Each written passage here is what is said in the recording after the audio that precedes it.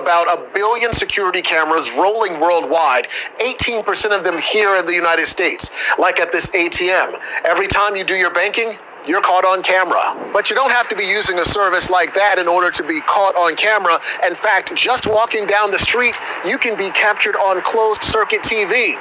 The U.S. is second only to China when it comes to keeping eyes on its citizens. Make no mistake, Big Brother is watching. According to Safety.com, the average American is caught on camera 238 times each week. Wow. It surprises me, and it feels a bit weird to think about that. Concerning at all? No, I just think it keeps people safer than it doesn't. And if you don't want to be doing something that shouldn't be recorded, don't do it.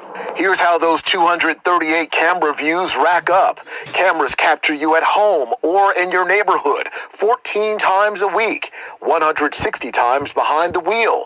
While you're working, candid cameras catch you 40 times, maybe more if you're in retail, travel, or high security industries, and 24 times a week while shopping or running errands. I mean, I don't like it, but I don't know if it surprises me. But yeah, not a great thing to know. Jay Stanley is a senior policy analyst with the ACLU.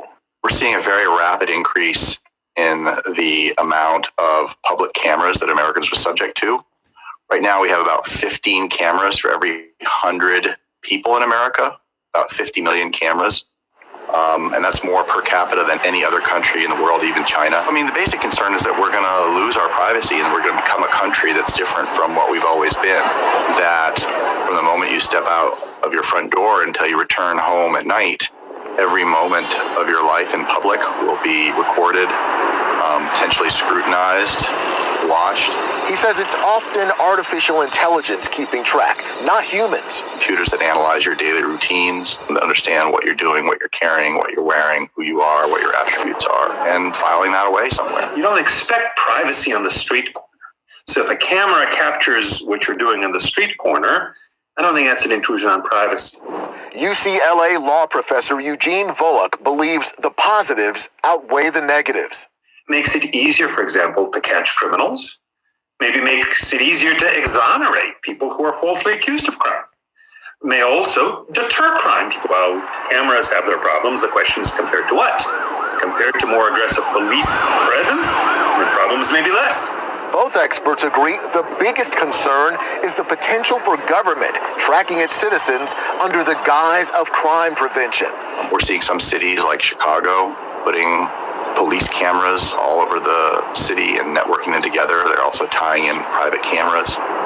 In some cases, the Ring cameras are being networked together by Amazon, which takes all the camera feeds and puts them in the cloud, potentially making them available to the authorities.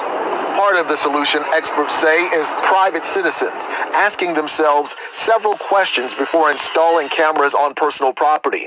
Do you trust the manufacturer who may store images on their own servers?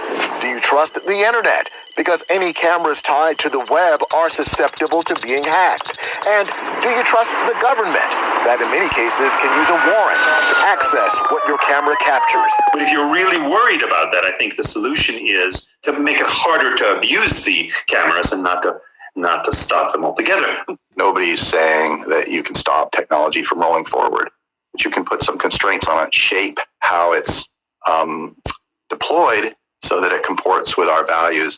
Stanley says that's where lawmakers should step in. He says they need to implement laws controlling access to these cameras, allowing us to benefit from this tech without becoming a surveillance society. In Washington.